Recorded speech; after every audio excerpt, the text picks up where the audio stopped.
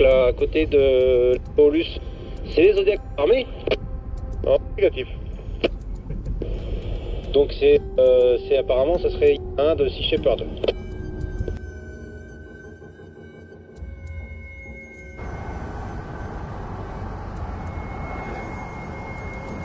Là on est en route pour le port pour aller observer la plateforme de forage à Aeolus qui est en train de se déplacer vers un nouvel emplacement.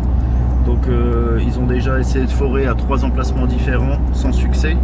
Et en effet ils se retrouvent face à la roche la plus dure d'Europe, donc ils ont de grandes difficultés. Et ils ont d'ailleurs cassé 3 fois des foreuses.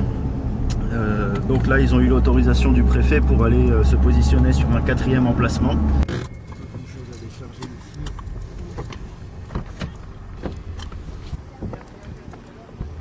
Donc à partir du 9 août, nous avons observé les différents mouvements de la plateforme, de jour comme de nuit, pour ne pas louper le moment du déplacement, puisqu'on savait à partir de quelle date il allait être autorisé à se déplacer, mais sans avoir d'horaire et de date exacte.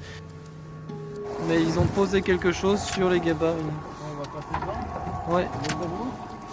Pour moi, c'est bon. Le déplacement était imminent. Nous avons mis en place des quarts de surveillance avec l'équipe et identifié le moment où la grue allait être baissée, puisque pour naviguer, il remet la grue en position horizontale. C'est à 3 h du matin qu'une des bénévoles a pu identifier ce moment où la grue s'est baissée. Donc nous nous sommes tout de suite mis en route vers le port pour être en mer dès que possible et observer ce déplacement. Il y a un marin pêcheur qui s'est proposé de venir à bord avec nous pour participer aux observations. Ce marin pêcheur lutte depuis plusieurs années justement pour que ce projet n'ait pas lieu et pour éviter la destruction de cette zone en baie de Saint-Brieuc. Et on ne se rend pas compte, mais c'est immense. La baie de Saint-Brieuc ne veut pas de vous, et encore moins le socle. Vous n'arrivez pas à percer, vous n'avez à rien faire, vous en faites un champ de patates. Acceptez, avouez votre échec aujourd'hui sur ce projet et en allez-vous rentrer chez vous. Depuis que la plateforme de forage a changé de zone, on constate qu'il y a plus de tension. On a une sensation de surveillance accrue de la part de la gendarmerie maritime, de la part de ce qu'ils appellent les chiens de garde dans leur flotte, qui sont des remorqueurs qui ont pour rôle de surveiller la zone, de surveiller les travaux. Depuis, nous suivons sans relâche les travaux, puisqu'on sait qu'ils ont déjà abîmé plusieurs foreuses et qu'il y a eu des produits chimiques, notamment de l'huile de forage qui a été répandue dans la mer. Toi, tu fais quoi sur le bateau? Moi, je prends des images, je suis photographe. C'est pour pouvoir documenter les travaux et pouvoir montrer au public ce qui se passe au large, loin des yeux de tout le monde.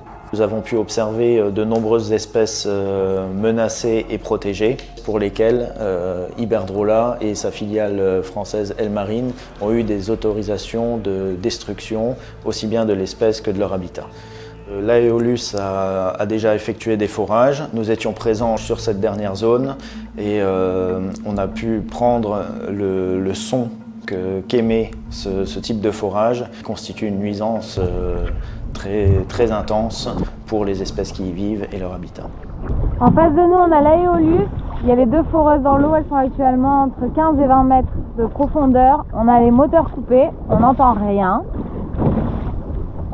Et si je mets la GoPro dans l'eau,